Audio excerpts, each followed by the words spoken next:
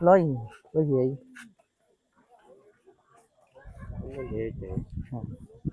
giảm pa Ngâm con chuyện thuần là thang đấy nhá.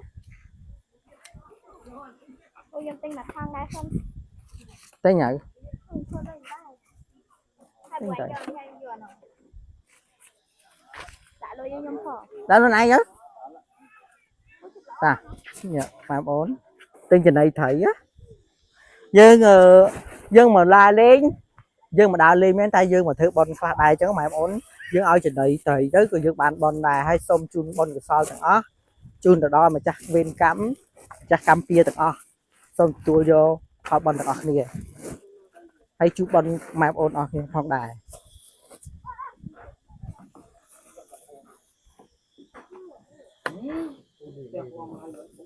không dễ sao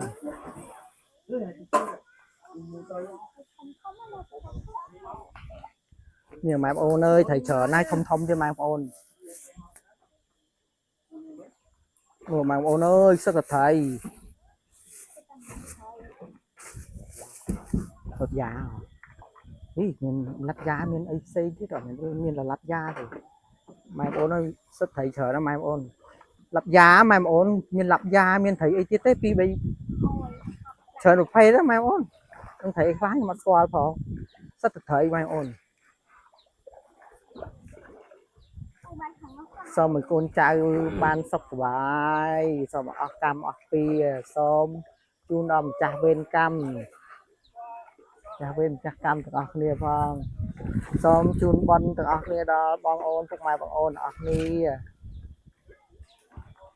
nắng đài nhóm bong ôn sách nhiệt nhóm từ ở chúng ta nhập phần giả đó xong bán bон cái sao ở kia ôi thầy chờ năm nay ôn ơi sao thầy sao thầy mai ôn ơi bạch thằng nói chấm biết tao đấy nó như thầy mà mọi người thầy thả nó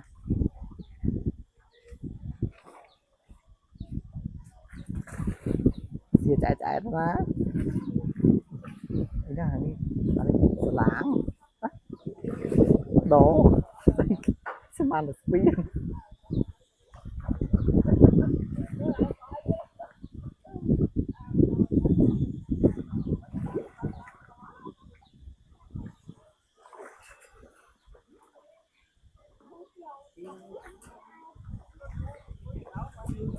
mình thầy thầy